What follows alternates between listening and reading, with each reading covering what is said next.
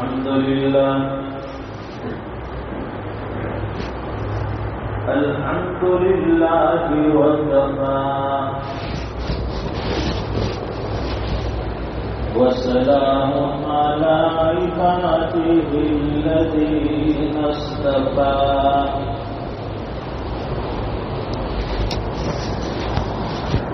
خصوصا على أفضلهم وخاتم النبيين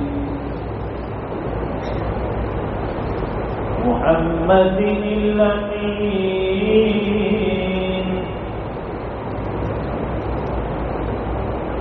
وعلى آله وصحبه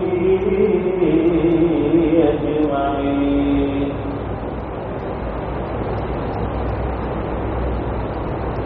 أما بعد فأعوذ بالله من الشيطان الرجيم.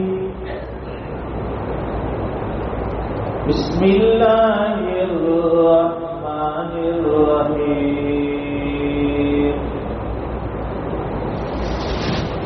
كل نفس ذائقة الموت وإنما توفون أجوركم يوم القيامة فمن زحزح عن النار وأدخل الجنة فقد فاز وما الحياة الدنيا إلا متاع الغرور. صدق الله العظيم. اللهم صل على سيدنا ومولانا محمد وعلى آل سيدنا محمد وبارك وسلم. بزرگوں اور دینی بھائیوں،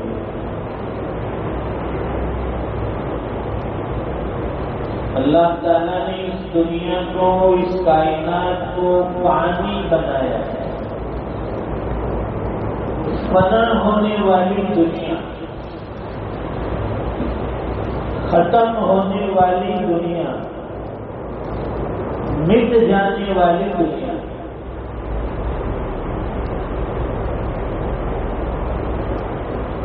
یہ انسان کے عارضی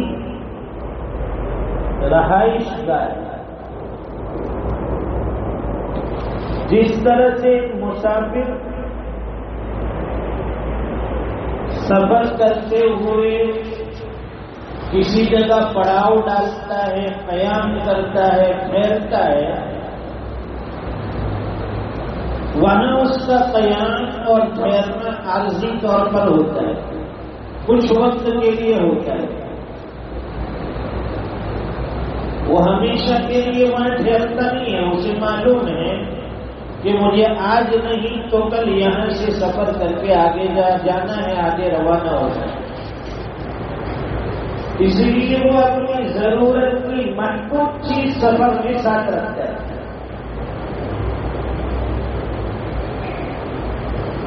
بہت زیادہ ساز و سامان مسافر کے پاس نہیں ہوتا ہے اور وہ اس کی فکر بھی نہیں کرتا ہے. اس لیے کہ سامان سفر میں جتنا زیادہ ہوتا ہے آدمی اتنا پریشان ہوتا ہے. اس کو سنبھالنا مشکل، اس کو اٹھانا مشکل. اس لیے بقدر ضرورت سامان لے کر وہ سفر میں چلتا ہے. سفر ختم ہونے کے بعد وہ اپنے وطن کی طرف، اپنے گھر کی طرف لوٹ جاتا ہے. یہی حقیقت دنیا کی زندگی کی ہے. ہر انسان کی یہ حقیقت ہے کہ وہ دنیا میں مسافر بن کر آیا. عارضی طور پر اس کی یہاں رہائش ہوگی، عارضی طور پر انسان دنیا میں ٹھہرتا ہے. اب ظاہر ہے کہ جب عارضی طور پر ہمیں ٹھہرنا ہے تو یہاں ساز و سامان کا زیادہ رکھنا اور اس کے لیے دوڑ دھوپ رات بھی نہیں کرنا کوئی مطلب نہیں ہے. سب چھوڑ کر یہیں سے جانا ہے. اس لیے سکندر بادشاہ جو تھا اس نے وصیت کی تھی میرے انتقال کے بعد جب مجھے جنازے میں اٹھا کر لے جاؤ تو میرے دونوں ہاتھ کفن سے باہر رکھ دینا. کیوں؟ اس لیے کہ لوگوں کو پتہ چلے کہ یہ وقت کا بادشاہ ہے. اس کے پاس کسی چیز کی کمی نہیں تھی. ساری سہولیات، سارے اسباب راحت سب کچھ موجود تھا. لیکن وہ دنیا سے اس حال میں جا رہا ہے کہ دونوں ہاتھ خالی ہیں. آتا ہے انسان دنیا میں خالی ہاتھ، جاتا ہے دنیا سے خالی ہاتھ. جب آیا تھا تو اس کی باڈی پر، جسم پر کپڑا نہیں تھا، اور جب جا رہا ہے تو بھی اس کا خود کا کپڑا نہیں ہوتا، کوئی اور اسے کفن پہنا دیتا ہے. اس لیے دنیا عجیب ہے. کہیں تو قرآن کریم میں دنیا کو دھوکے کا سامان بتایا. یہ دنیا دھوکے کا سامان ہے. کہیں تو کہا گیا کہ دنیا ایک خواب ہے. جس طرح آدمی رات میں سوتا ہے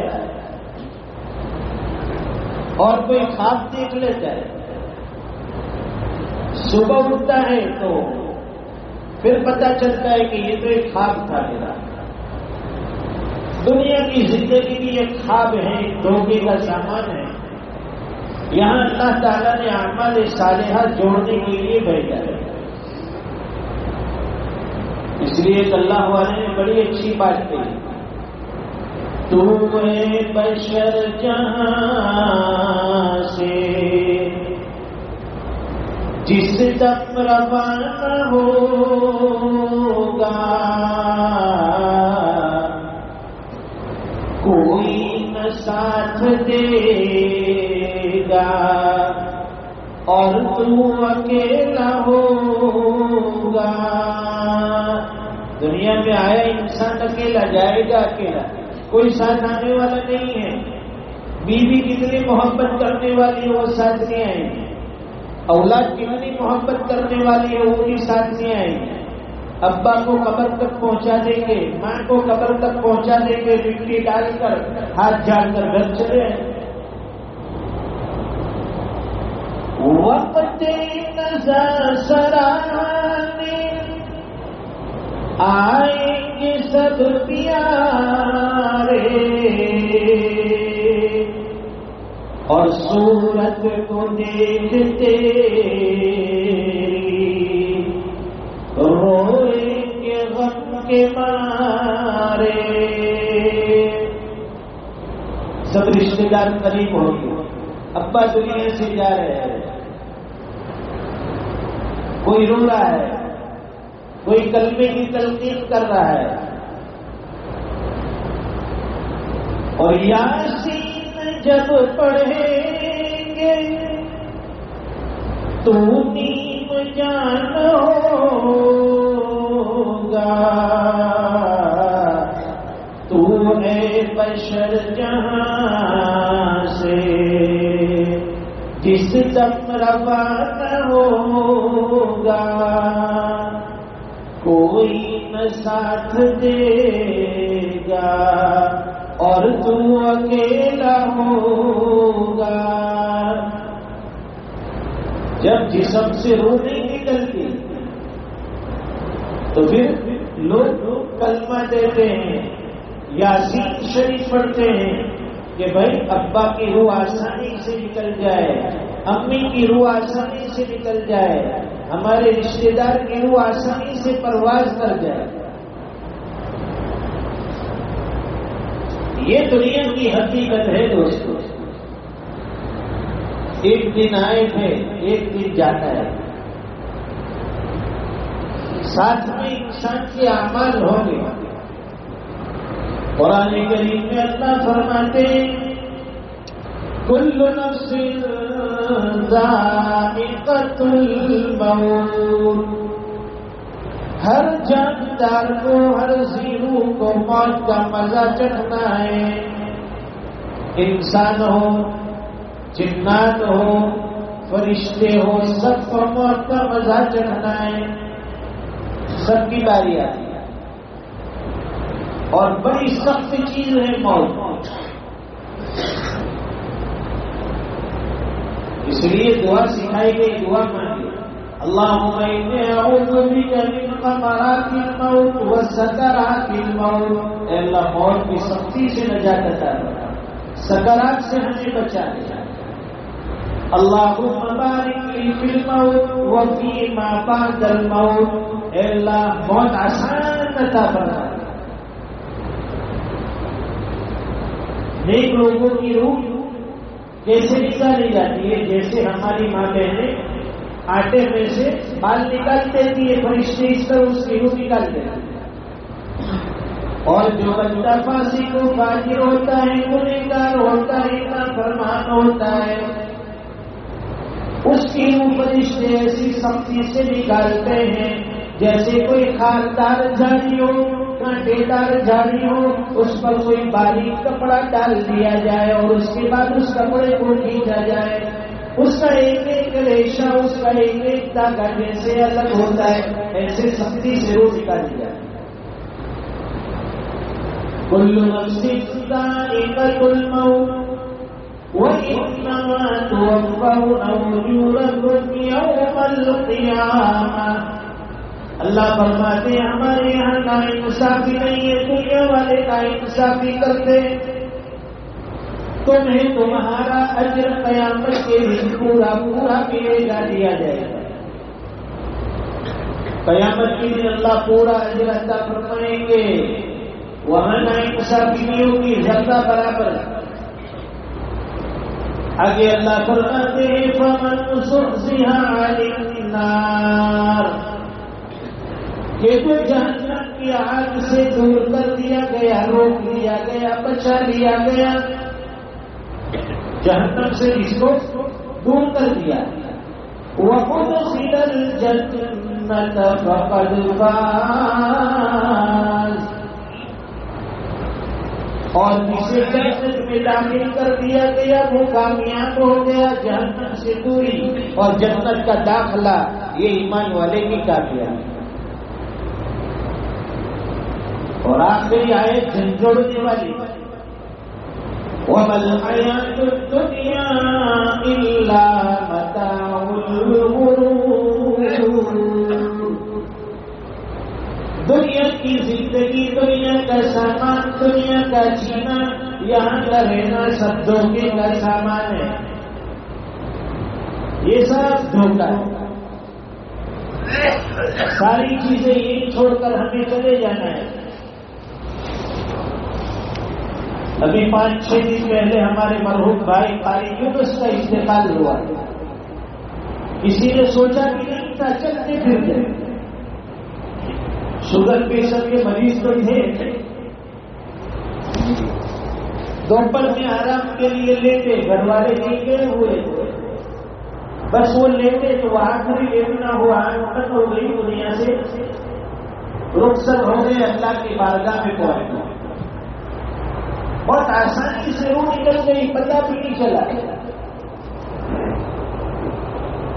کسی نے سوچا نہیں تھا کہ یہ آرام کے لیے لیتے ہیں تو ان کا لیٹنا آخری لیٹنا ہے، ان کا سونا آخری سونا ہے، اب اس کے بعد اٹھنے والے نہیں. پوری زندگی قرآن کریم پڑھتے رہے، پڑھاتے رہے. 12 سال کی عمر تھی.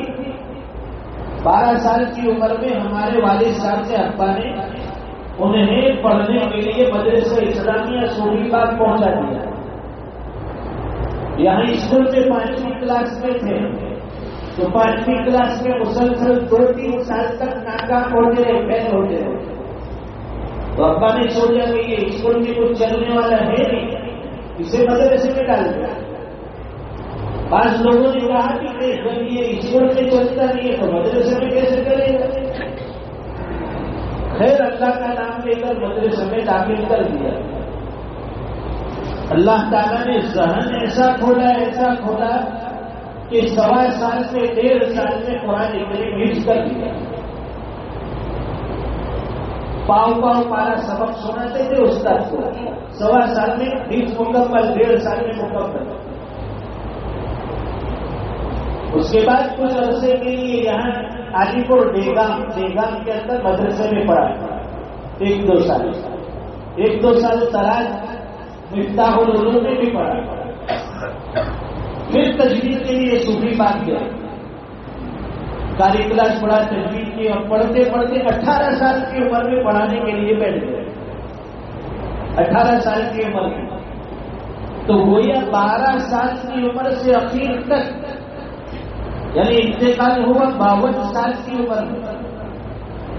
تو یہ درس و تدریس کا سفر، پڑھنے پڑھانے کا یہ جو وقت ہے 40 سال کا رہا۔ قرآن کریم پڑھتے رہے، پڑھاتے رہے، سینکڑوں بچوں نے ان کے پاس قرآن کریم پڑھایا، اور بہت سارے وہاں صوفی بات کے زمانے میں حفظ بھی کیا۔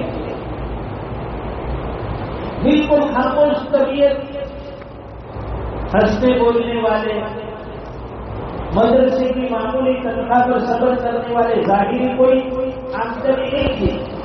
یہی مدرسے کی جو تنخواہ، مکتب کی معمولی تنخواہ، اس پر ہمیشہ صبر کے ساتھ شکر ادا کرتے ہوئے اپنی زندگی گزارتے رہے۔ ان کے ایک دوست، ان کا فون آیا، بہت قریبی دوست، کہا کہ میں جب بھی بیرون سے آتا تھا جاتا تھا، مجھے بمبئی رہنے آتے، چھوڑنے آتے، ویسے بھی سال بھر میں فون سے بات ہوتی رہتی تھی، میں پوچھتا تھا کہ یونس مول صاحب کچھ کام ہو تو بتانا میرے گھر، کوئی ضرورت ہو تو بھی بتا۔ پوری زندگی 1 روپے کا سوال نہیں کیا، ورنہ اگر ہمیں کوئی کہے کہ بھائی کوئی ضرورت ہے تو ہم بتا دیتے ہیں بھائی گھر میں یہ تکلیف ہے، لیکن کبھی انہوں نے اپنی تکلیف کا شکوہ نہیں کیا، صبر کرتے رہے، جو بھی گیا اس پر شکر ادا کرتے رہے، اور دنیا سے رخصت ہو گئے۔ جانے والا دنیا سے چلا جاتا ہے، لیکن اگر پیچھے ایک اولاد ہو تو ان کے لیے صدقہ جاریہ ہے۔ 2 بچے ماشاءاللہ حافظ قرآن بھی ہے، جب تک وہ قرآن کریم پڑھتے رہیں گے اجر و ثواب والد مرحوم کو قبر میں ملتا رہے گا۔ اولاد کا نیک صالح ہونا یہ ماں باپ کے لیے صدقہ جاریہ ہوتا ہے۔ اللہ تعالیٰ ہمیں بھی موت کی حقیقت سمجھا ہے، ہم بھی ہمیشہ کے لیے بنے نہیں ہیں، یہ خاکی جسم ہے، یہ مٹی کا بنا ہوا ہے، ایک دن مٹی میں چلا جائے گا۔ اس لیے فرماتے ہیں کہ مرنے والوں کو جب دفن کیا جائے تو 3 مرتبہ منہا خلقناکم وفیہا نعیدکم ومنہا نخرجکم تارۃ اخری، کہ اسی مٹی سے ہم نے تمہیں پیدا کیا، اسی مٹی میں لوٹ کر تمہیں جانا ہے، اور قیامت کے دن اسی مٹی سے ہم تمہیں دوبارہ اٹھائیں گے۔ یہ انسان کی پوری زندگی کا خلاصہ ہے۔ اللہ تعالیٰ ہمیں زندگی کی حقیقت سمجھا دے، موت کے آنے سے پہلے اللہ تعالیٰ موت کی صحیح فکر، صحیح تیاری نصیب فرمائیں کہ عقل مند انسان کون ہے جو موت کے بعد کام آنے والے اعمال کرتا ہے۔ یہ دنیا کی ضرورتیں ہیں، اس کے لیے محنت کرنا بھی منع نہیں ہے، لیکن ساتھ میں اپنی آخرت میں، اپنی قبر میں کام آنے والے اعمال کرے، نیکیاں کرتے رہے، اور اللہ کو راضی کرنے والے اعمال کرتے رہے، نمازوں کا اہتمام کرتے رہے، قرآن کریم کی تلاوت کرتے رہے، استغفار کرتے رہے، دعاؤں کا اہتمام کرتے رہے۔ اللہ تعالیٰ کہیں سنی باتوں پر ہمیں عمل کی توفیق عطا فرمائے۔ وآخر دعوانا الحمد للہ رب العالمین۔